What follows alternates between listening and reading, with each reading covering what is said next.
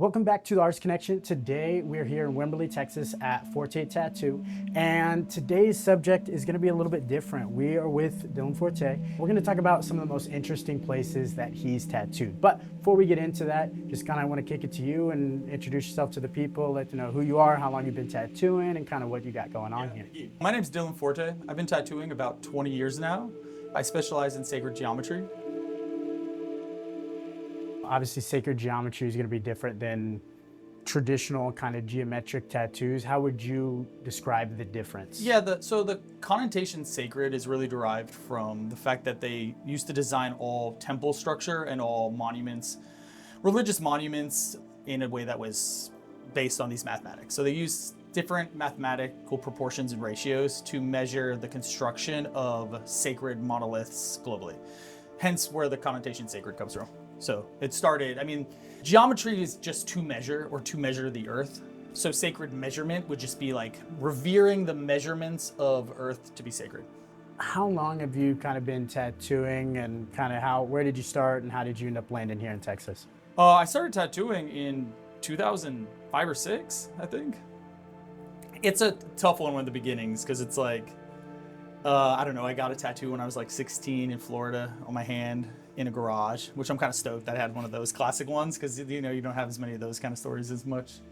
But yeah, I got an apprenticeship in Berkeley, California. I was about 18 years old. And then fast forward, I've had a few shops all around Oakland, Berkeley, LA. And then, yeah, had a kid and we moved out here to the Austin area, and we've been in Wimberley for the past 5 years. So as far as some of the places you've been, I have a list of a few of them. Morocco. Can you tell me a little bit about that?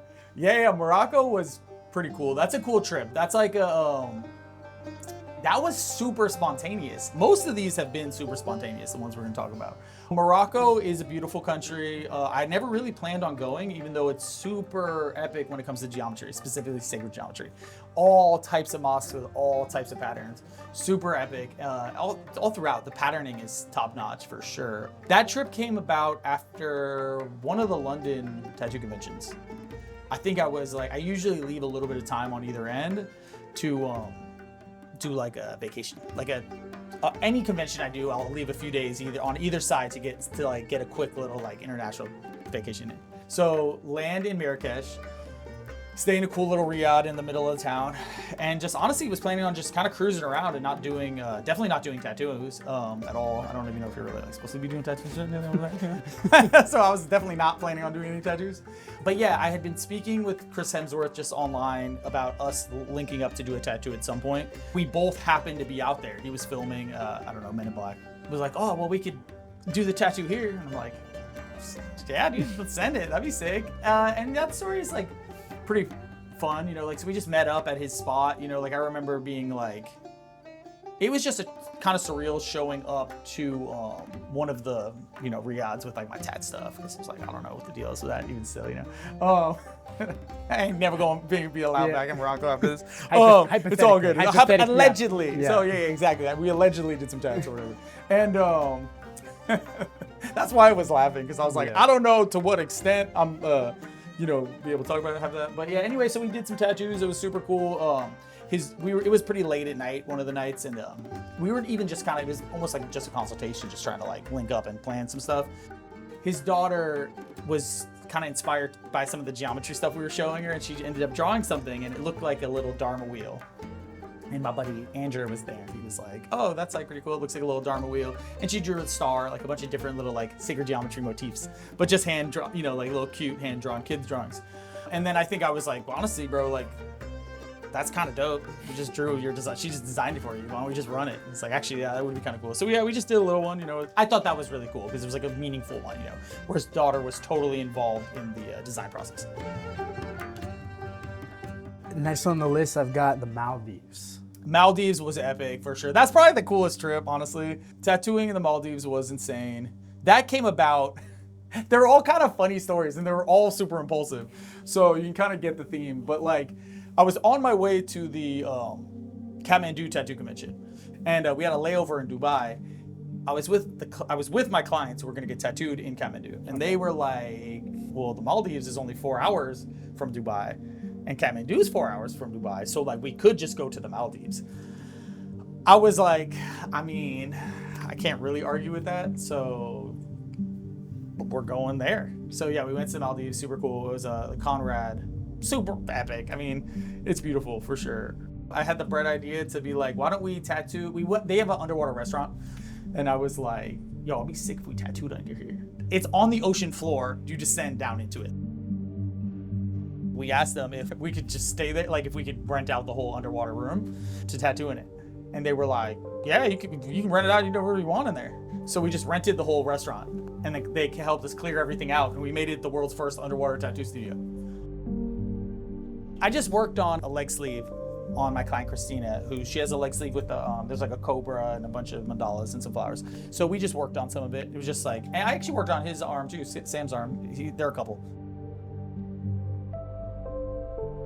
Not just this trip, but I guess like with all the trips, like we're talking about, yeah, I did this tattoo, I did that tattoo, but like you can't just tattoo with your brain. You have to have a machine, you gotta get a stencil, you gotta do the steps. It's a whole little process for so sure. What, I mean, maybe for that trip specifically, but for all these, like how do you decide like what to bring, what not to bring, you know, what machines you're gonna use over others? Or... That's a huge one for sure. I was on my way, both of them were like convention adjacent.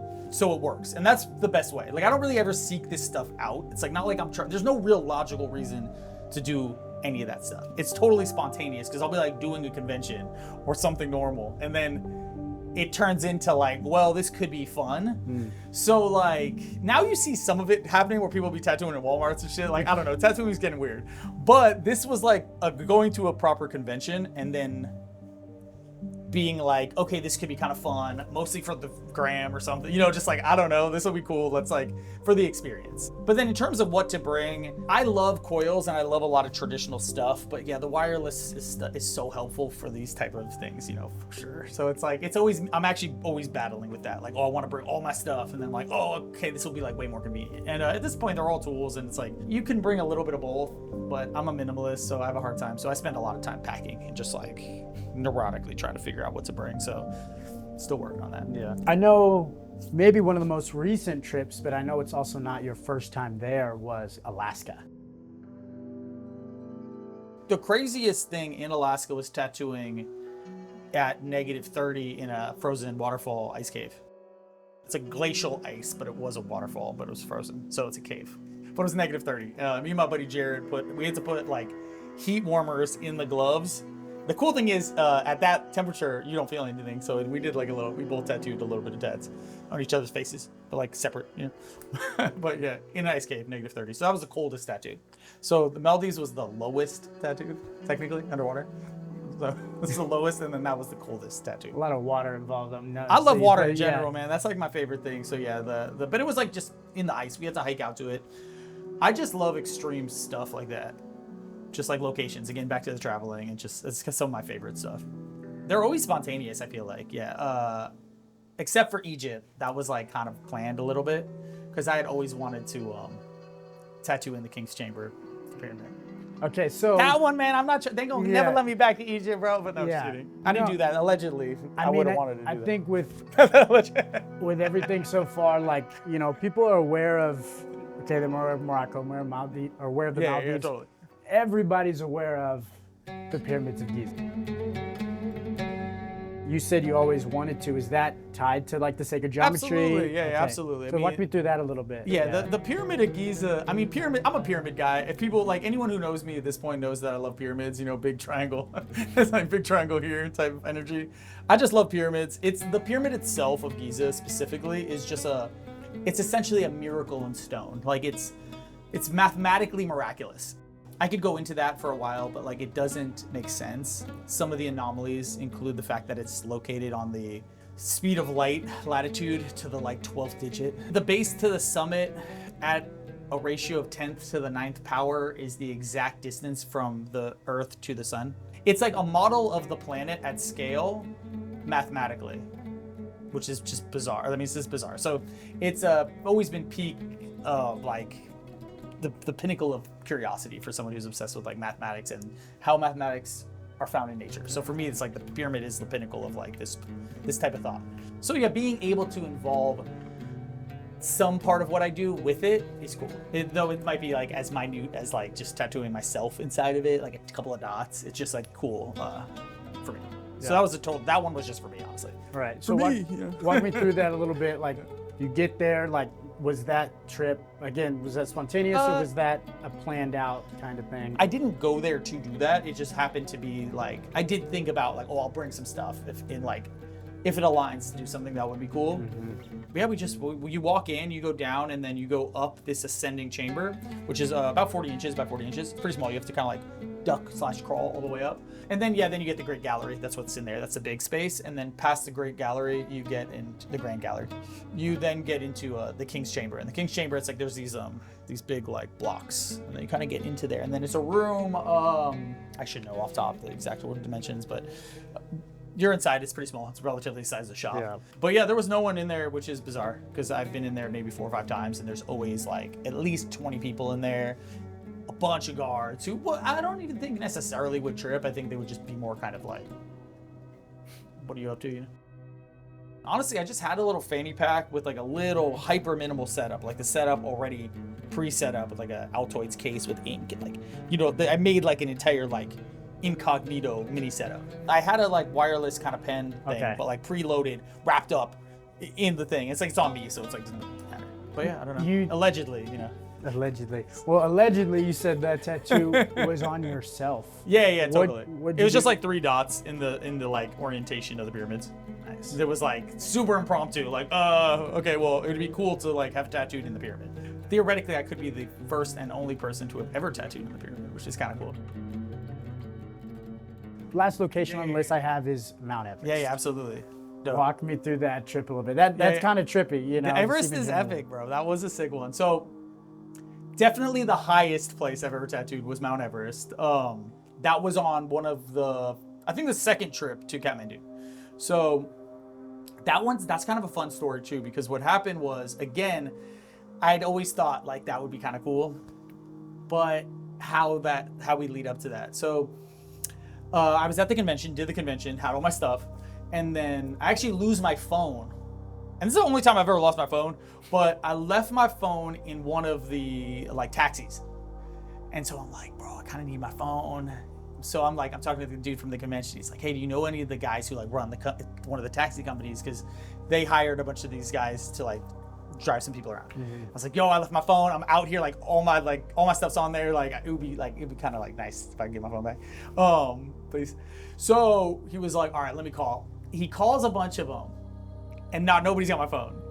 And I'm like, fuck, all right. I don't know exactly what. Then I was like, yo, bro, but like it would be. I kind of like, really, that would be sick if I could find out though. Could you like tell one of them like it would be better if I like for them if I did get it back? And he was like, I'll like ask the question again. I'm like, thank you.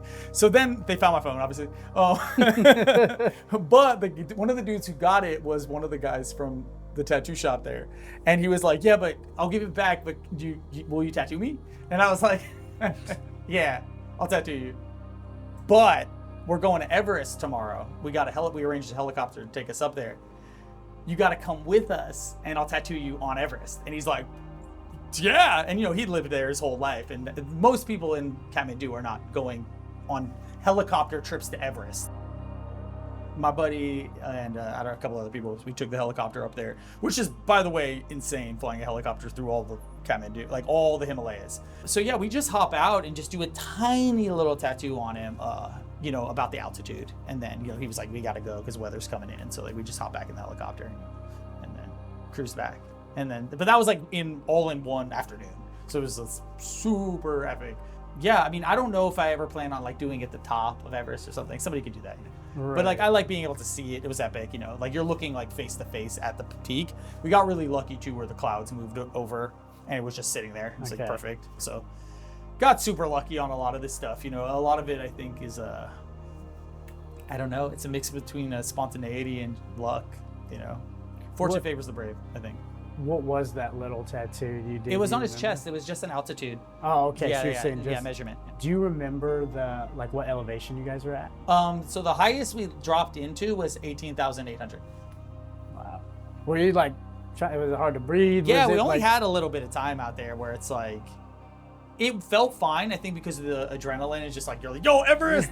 So you'd probably be out there for a while. And, you know, the helicopter guy's like, he's got oxygen and stuff, but he's kind of like, he does that all the time. But he's like, yeah, y'all are going to like start feeling it if you're, you know, not acclimated or just like, he's like, all right, let's roll. But yeah, that one was crazy. Yeah. I think that might have been the first one of these that got me kind of into the idea of like, okay, well, that's the highest tattoo, then like the lowest one, and then like the coldest. Texas is just the hottest. You don't even really need to do it like that.